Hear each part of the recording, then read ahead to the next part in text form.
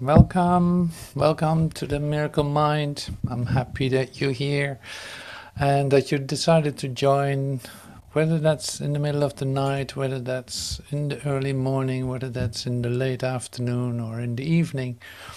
You're welcome. Great to see you here and happy to continue the Miracle Mind.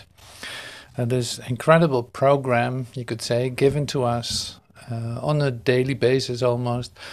Like incredible to see how say everything that you need to hear, you could say, is given you in the right time. And today that would be the idea of you are the miracle. And yesterday it was the miracle to you is death. Today is you are the miracle.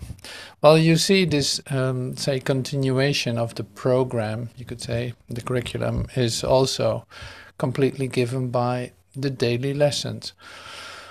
And the succession of that is very interesting too. If you see that, it's like one day it's like, wow, glorious, fantastic, beautiful. Yes, absolutely. And the next day is like, whoa, this is intense, this is boo, this is ha, and you have your idea about it.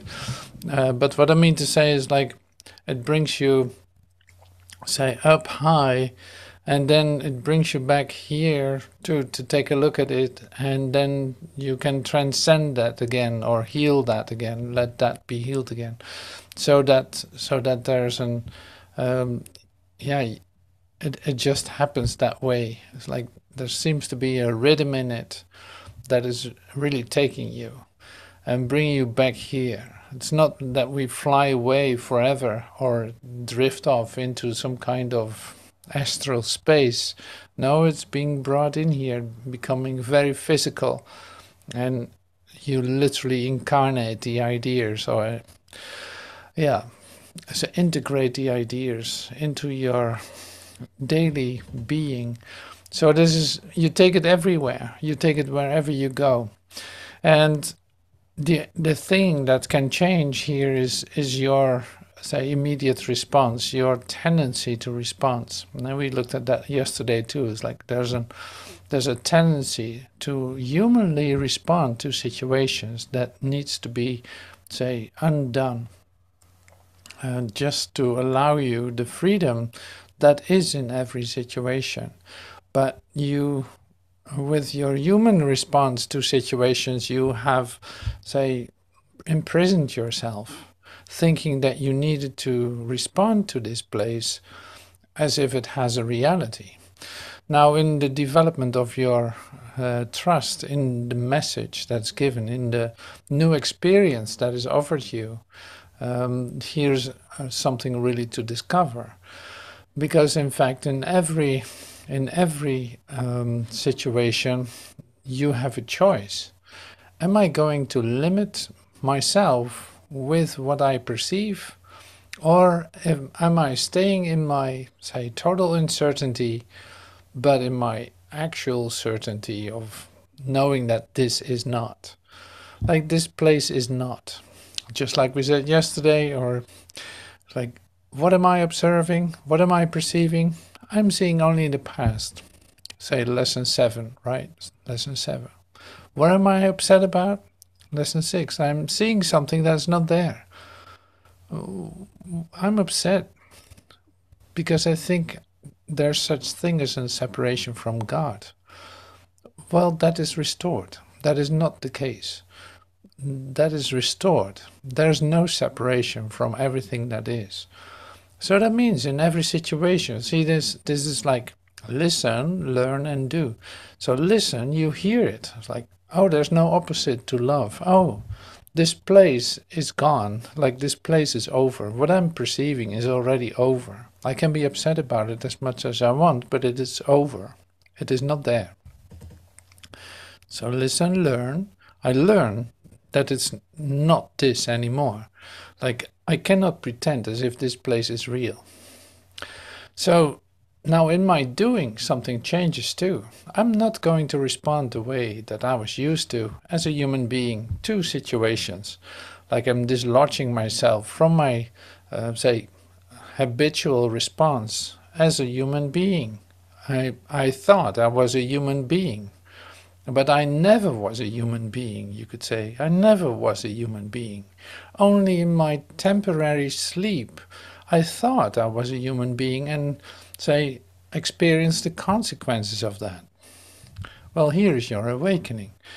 No, you discover that's not so. This place has no reality, and this three-dimensional world that you perceive has no reality the way that you see it. So there's a world behind all of this, and not a world of form, but a world of recognition and integration, you could say, and communication. There's a world behind this world that you can see, that you can experience, and that you can be, that you are a whole part of. So you're not going to use your perception to deny that any longer. That is what is changing. And you train yourself on a daily basis to do so. This is really like opening your miracle mind in every situation without exception. You don't have to sort out in which situations it will work or not. No, you just don't know anything about any situation because you know for sure that what you are perceiving is not there. It is not the way that you see it. So, and it's not the way that you think about it either. Your ideas about it are as meaningless as the things that you see. Your thoughts about everything is as much over as the things that you see. Now, how would you know how to respond? Now, this is really where we continue. So we do this in discovering, like yesterday, the honesty part of you, developing my trust to an equilibrium, you could say, developing my trust to an accomplishment, moving further along with this as my basis, that I say my trust is developed.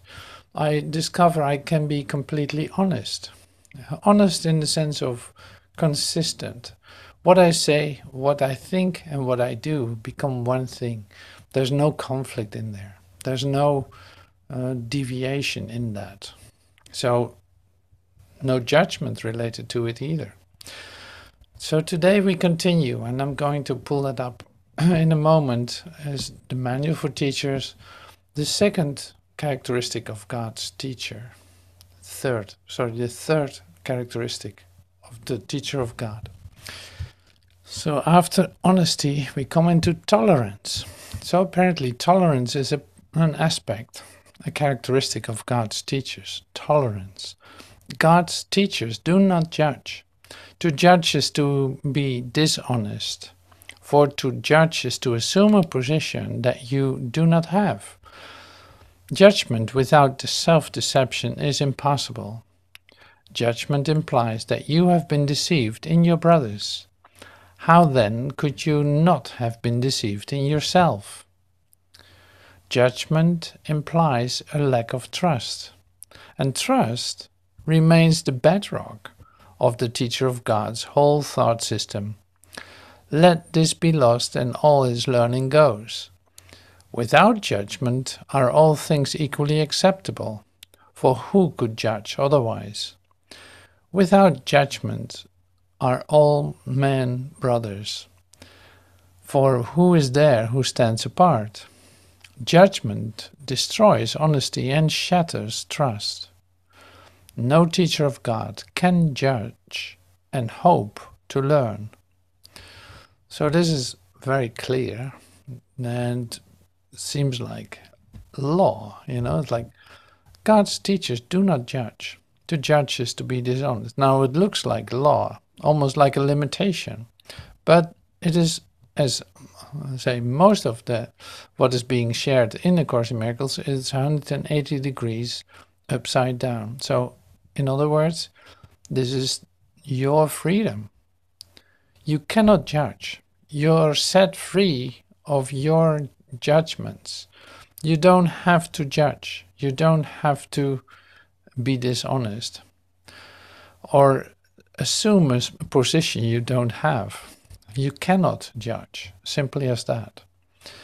So judgment destroys honesty and shatters trust. So that doesn't make sense. So no teacher of God can judge and hope to learn.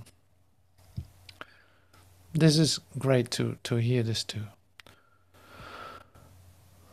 Without judgment are all things equally acceptable. For you could judge, for who could judge otherwise? Without judgment are all men brothers. For who is there who stands apart? No one. Everything is given to keep you in a place of trust, of peace, no conflict, peace. You can't judge. Another thing you don't have to do. You cannot judge. You cannot judge. Like we said yesterday too, it's like the possibility for you here is recognizing where you truly abide, seeing that this world and its reflections and its patterns and responses are only taking you out of your peace of mind. They have no reality, but also they destroy or they make your peace of mind disappear. So you cannot respond to that anymore as you are used to as a human being. Like as a human response is mostly like judgment. Now that doesn't make sense. So we saw yesterday too, and this is what I wanted to say, is like you come into the situation, you have no idea how to respond. You cannot judge the situation because you're not perceiving it right. You're not perceiving. You're not using your senses to tell you this is going on. Like no. There's something else. So the miracle really is then to allow this to happen, to allow this change to happen, that you don't respond the way that you are used to and have every tendency to do so. You're not going to do that. You just stay, say, within your own quiet, you could say, and be patient with yourself. You could say, breathe, relax, breathe. You don't need to do this. Relax. Another thing you don't have to do.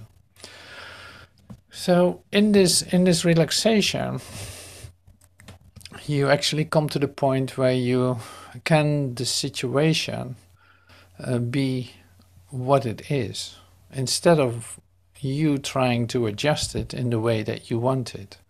No, you let it be true and whole onto itself. That was one of the expressions we used, like letting it be whole unto itself.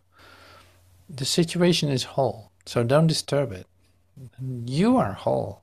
Don't disturb your peace of mind. Your brother is whole. Don't judge him. You would not see him. You would only make up another image.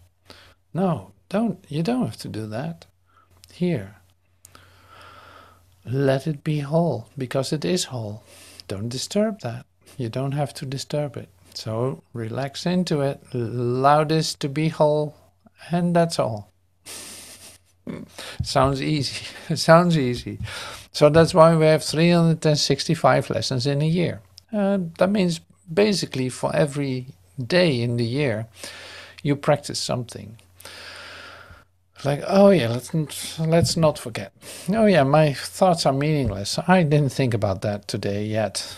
My thoughts are meaningless, just like the things that I'm seeing. Oh, I just got caught into some kind of situation in which I thought it needed to look different. I created a conflict for myself and tried to shake it off, but it doesn't work.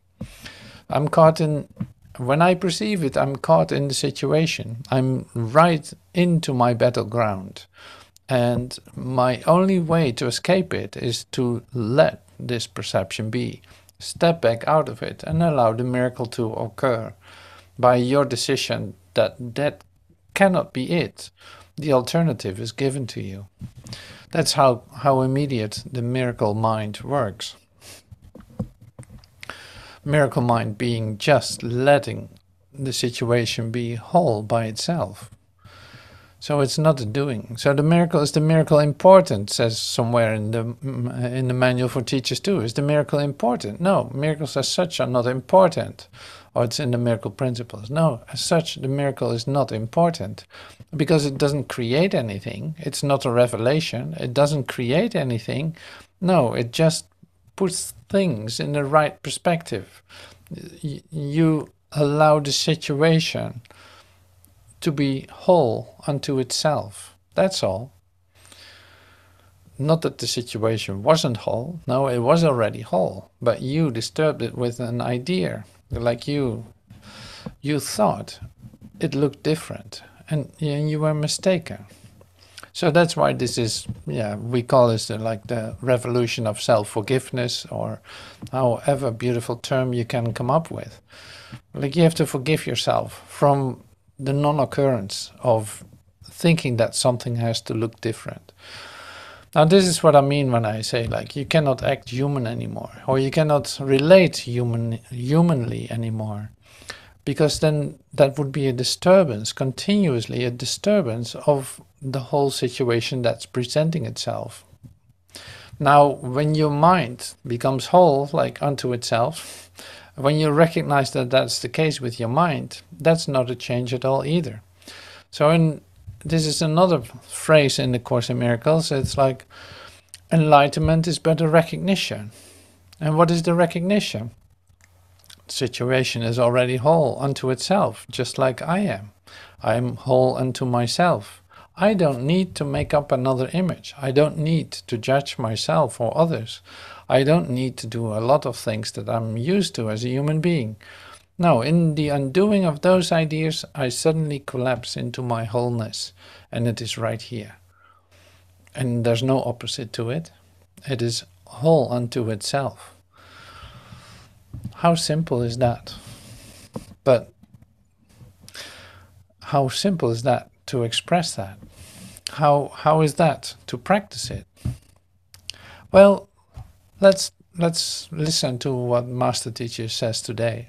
We're probably looking at, say, the third episode, second part, and we're going to listen to that. Man is indeed in need of comfort, for he knows not what he does, believing his will is not his own. The kingdom is his, and yet he wanders homeless. At home in God, he is lonely, and amid all his brothers, he is friendless. Would God let this be real when he did not will to be alone himself? Could his son somehow escape from his mind? And if your will is his, it cannot be true of you because it is not true of him. Oh, my child, if you knew what God wills for you, your joy would be complete. And what he wills has happened, for it was always true. When the light comes and you have said, God's will is mine, you will see such beauty that you will know it is not of you. Okay. Out of your joy, you will create beauty in his name, for your joy could no more be contained than his. The bleak little world will vanish into nothingness, and your heart will be so filled with joy that it will leap into heaven and into the presence of God.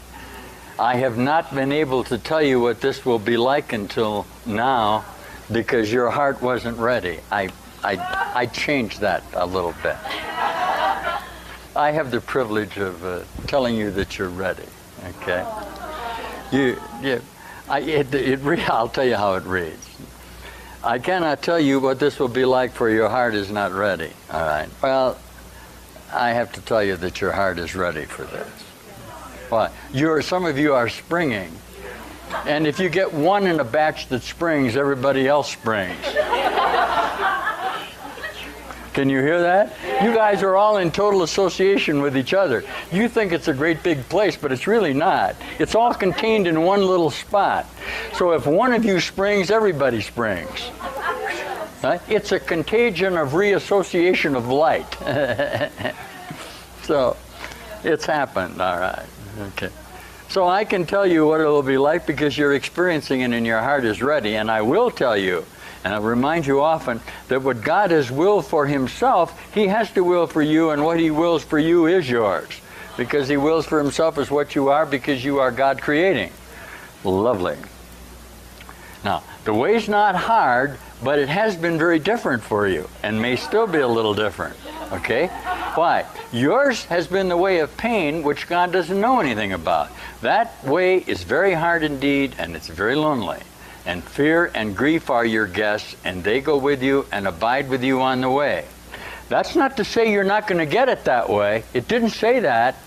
It said that you have chosen that way to go by your own definition of yourself. Do you notice that? Everybody has to get this, because any way they have is their way until they change their mind about how they want to do it. Then it'll change. Okay. That way has been hard indeed for you and very lonely, and fear and grief are your guests, and they go with you, and they abide with you on the way. But the dark journey is not the way of God's Son. Walk in light and do not see the dark companions, for they are not fit companions for the Son of God. These are the body constructs that you have made around you. That sickness thing that you've constructed outside yourself in this illusion is not a fit companion for you. You change your mind so that his mind can change with you about your dedication to this. You construct in your mind the companions that you want to be with. And you'll either share sickness and death and the long dark path, or you'll share the direct path and find the truth. Isn't that lovely? Walk in light and do not see the dark companions, for they are not fit companions for the Son of God, who was created of light and in light. The great light always surrounds you and shines out from you. Always surrounds you and now is shining out from you. This is the experience of light that you guys are undergoing. This is the awakening from the shadows of your perceptual association into a very real, intense light. Listen to me.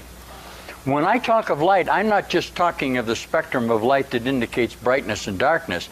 I'm talking of light as consciousness energy. I'm talking of the whole spectrum association of light, from ultraviolet all the way up through radar and radio associations. They are all part of this demonstration of energy of you. You are a child of light in a whole association with lightness, not in a conceptual thought form that is only the distance between the thought where the form has been made. And that's the difference in the light.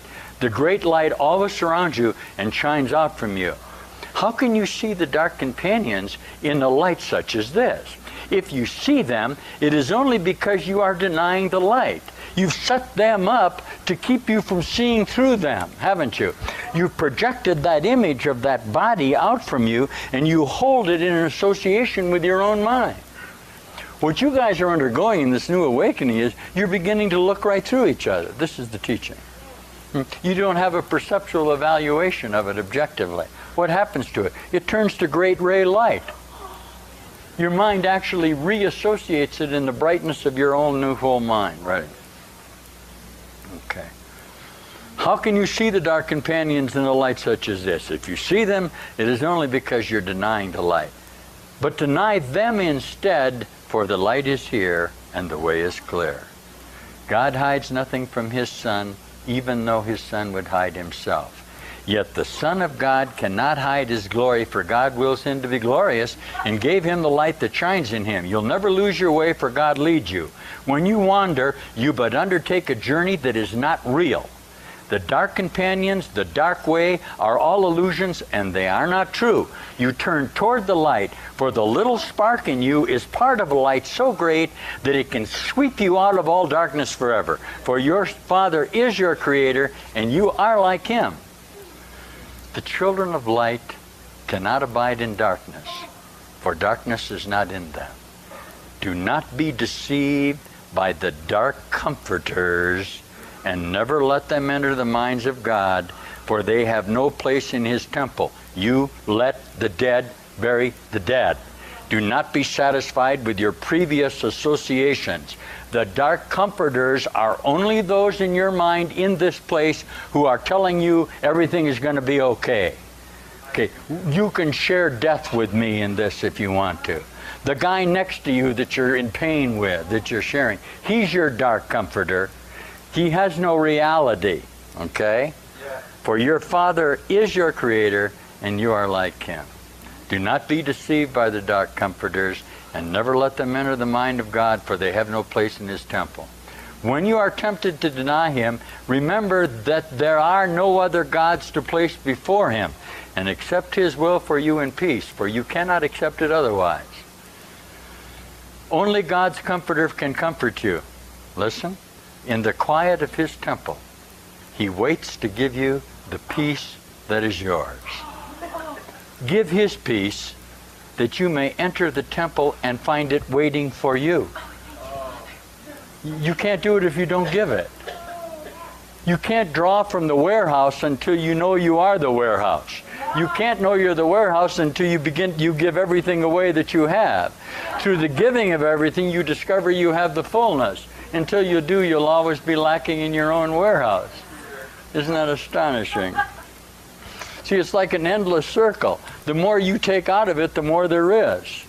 Why? Because you're giving it away. It doesn't stop. It's not held in time by you. It's not utilized by you in your possessions. You don't stop it. You don't use it as potential to protect yourself and project it out from you. Creation is nothing but a continual flow of love. All you really have to do is get in the flow. Can you hear that? You obstruct it in your own mind, and you try to share. You grab it, and you try to share it with these little thought forms of you. And nobody can stop you from doing that. That's called karma. Okay? That's the memories that you have. But the Dharma is all around you. The spirit of energy is in a continual condition of creating forever. And that's going on no matter how much you glitch it for just a moment. And you say to me, well, why did I do this? You may still do that, okay? And I say, what difference does it make if it's over? You say to me, well, how long do I have to keep on doing it? Can I bring all this up? I say, you're going to be whole no matter what you do.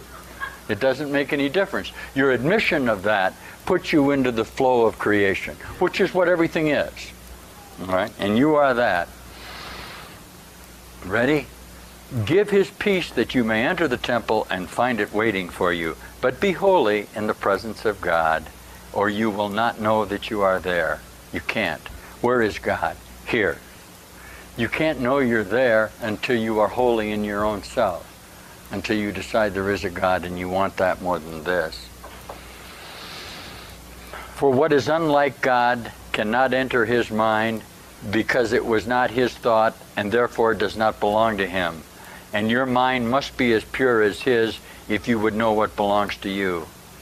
Guard carefully His temple, for He Himself dwells there and abides in peace. You cannot enter God's presence with dark companions beside you, but you also cannot enter alone. That's one of the tougher sentences in the course. You can't get there by taking your own thoughts about what your brother is with you. You haven't forgiven them totally, have you?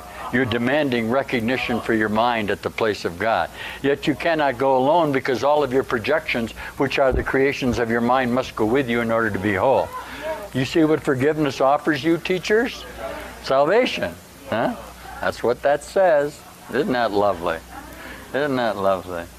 All your brothers must enter with you, for until you've accepted them, you can't enter. For you cannot understand wholeness unless you are whole. And no part of the Son can be excluded if he would know the wholeness of his Father. In your mind, you can accept the whole sonship and bless it with the light your Father gave it.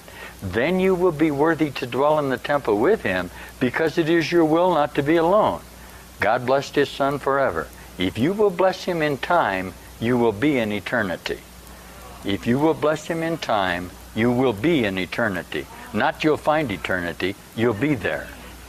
One whole blessing given totally is heaven. All you ever really had to do here was just one time be totally grateful. Just totally dependent.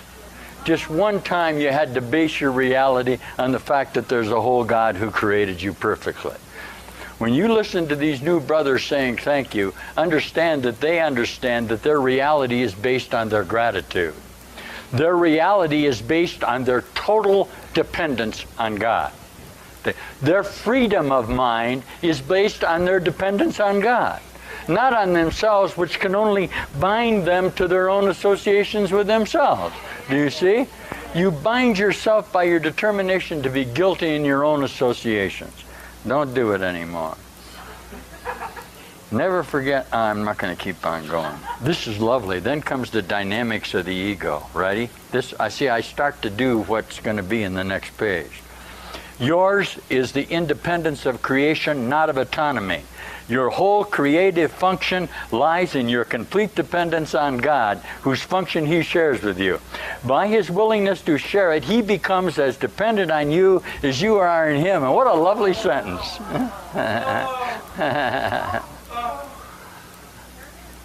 That's what Meister Eckhart said, didn't he? 1299, standing up in a sermon in Germany. He said, God's dependent on you as you are on Him. What's a father without a son? What's a son who tries to make himself? Huh? Nothing. See? It's our total dependence that gives us the freedom. It's our autonomy or separation that condemns us to death. As you caught me reading the course. I'll read a couple more things. He is dependent on you as you are on Him. Do not ascribe the ego's arrogance to Him who wills not to be independent of you. He needs you. He's totally dependent on you. Please forgive God. He asks for your forgiveness. He cries. He's lonely because you're not there with Him. I thought you told me He doesn't know about this. You know about it and you're lonely. You see that? Isn't that something? Can you believe that autonomy is meaningful apart from Him? The belief in ego autonomy is costing you the knowledge of your dependence on God, in which your freedom lies. The ego sees all dependency as threatening and has twisted even your longing for God into a means of establishing itself. But do not be deceived by interpretations of your own conflict. Isn't that nice? This is the way you're going to start reading this now, aren't you? Because you're going to say, yeah, this is the truth.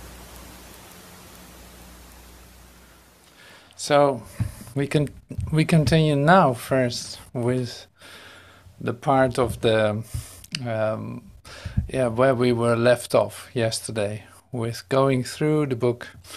And it's not that we have to do the whole book, but it's interesting to see it. So I was just checking out in the book A Course in Miracles, Introducing A Course in Miracles by Master Teacher, where this talk is put down as a transcript. And I see that we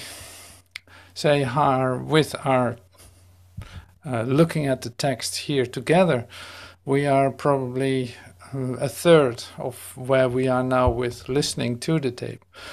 And I don't have to do anything with that. But it was just interesting how quickly it goes when we're listening to it. And when you dissect it, when you go stand still with the text, it takes a bit longer, of course. But it's worth it. So it's, of course, listening to the tape is also very effective. You discover, oh, wow, I had no idea. How beautiful is that? Great expression. See, everything is just helping you to open up, to see, oh, yeah, I can look at it from this angle. Oh, is that different than from this angle? No, it tells me the same thing, but it helps me to see that from every aspect, no matter where you're looking at it, it is still the same. That what is one, and that is so beautiful. So today, like I said, we have the title that will come back into the text, You Are the Miracle, and I'm using that just to continue with the miracle principles that we looked at before, but now it's like that's also different. Now we're in a whole different moment in time, in your recognition of this. And listening to it now will be different too, you'll see. Okay, so you have an idea of a perfect mind constructed in you. You have an idea of that. You must have an idea of a perfect mind constructed in you. It must be then that any time you can go to that. Like if it is constructed in you, if it is there in you, like you have an idea about a perfect mind, right? Like that's no surprise. It must be then that you can at any time go to that. At any moment you can step out of time. That is the miracle. Just for that moment. And that's the same as what we said in the beginning of this gathering. It's like you see that it is whole unto itself, no matter where you step into, no matter how you look at yourself, you are whole unto yourself, like unto itself, unto truth itself. You are whole. Now you can have different ideas about it, about what should change about you, but that doesn't take away your wholeness. That is still there. Maybe not in your consciousness at that point, because you already had a different idea about yourself. So it is with the situation that you're in. So do you allow the situation that you enter in to be whole unto itself? Or do you think you need to adjust it to how you think it should look? Now this is in fact the healing the healing possibility in every situation. No matter what comes your way, no matter what you're perceiving, you can always come back. Step out of it. Step out of time. Step out of time to experience the miracle. You step out of time. Can you hear what I'm saying? Just for that moment. You think the situation is like this. Now you're going to step out of time. It's like, well, this cannot be it, because none of this is so. We're only looking at the past. It's over, it's gone.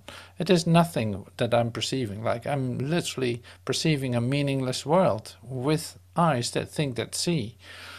Now I step out of time, out of my definition of time, out of what I think is going on. I step out of it. There's the miracle.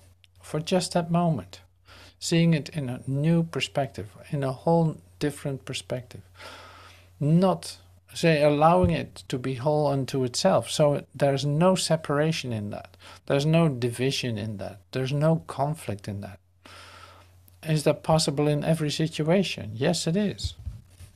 Every situation is whole unto itself. Miracles, this is in, say, Miracle Principle 24. Miracles enable you to heal the sick and raise the dead because you thought they were dead in your mind, because you made sickness and death yourself, and therefore can abolish both. You are a miracle, capable in creating in the likeness of your Creator. You are that because it is God's will that you be that. Do you have anything to say about that? No. Do you need to discuss that? No. It is whole unto itself. It is the will of God, creating in the likeness of your Creator. It cannot not be so. You cannot be anything else, because there is nothing else. Now you say, well, I can be limited, I can be in pain, I'll prove that to you. Okay, go ahead. You cannot not be that, because that's what everything is, whole unto itself, creating in the likeness of your Father, creating in the likeness of your Creator. What do you think? You can do something else? No, that's not possible. Is it possible in my dream? Yes, I have seen that it was possible in my dream, but my dream isn't real. I see that everything is over in my dream. And it was a nightmare.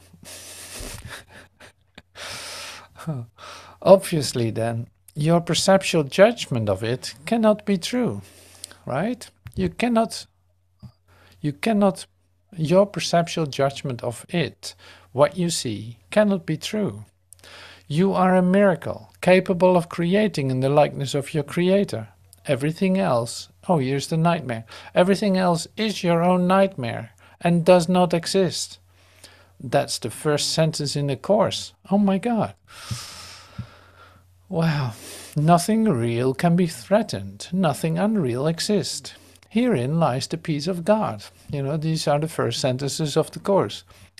Everything else is your own nightmare and does not exist. This does not exist. This human perspective does not exist. This human response does not exist. My perceptions, my ideas about what I think is going on does not exist. I can say I can receive the consequences of what I'm perceiving, sure. Is that, well, it is a nightmare of my own making, and it does not exist. The world I see is of my own making and has no reality. Only the creations of light are real. Isn't that lovely? Only the creations of light, harmony, that is associations of truth, are real because even in perception they are reflections of that truth. That's how you become the living Son of God. You wonder how there can be multiple living sons of God, because perception does vary, but wholeness does not. Therefore, whole perception will be whole unto itself. You won't judge a brother although he can bring to you all the dramatic demonstrations of his wholeness. What difference does that make if he is whole? He can be as dramatic as he wants to be. It doesn't take away his wholeness. I love my brother who is one with me, no matter what his dramatic demonstrations are, or no matter what I think I perceive. You call that talent and think you can only utilize part of it. I tell you it's potential fulfilled, and that you will create perfectly in your mind, and I will define that as whole, because wholeness does not require a definition. It is only a statement of your own mind as to what you are, isn't it? Who is there to judge that? No one. I want to give you the freedom of your miracle mind, so that you will stop trying to define it in a limited fashion. Everything you do is a miracle because you are miracle mind, if you will allow it to be, and won't judge it through your own perceptual limitation. So this is a great expression. I want to give to you the freedom of your own miracle mind so that you will stop trying to define it in a limited fashion. Everything you do is a miracle because you are a miracle mind, if you will allow it to be and won't judge it through your own perceptual limitation. So this is what we have been expressing to one another. It's like, here it is letting it be whole unto itself, letting yourself be whole unto itself, letting your brother be whole unto itself, no matter what the dramatic expression of it looks like, no matter how big of an emergency it seems to be.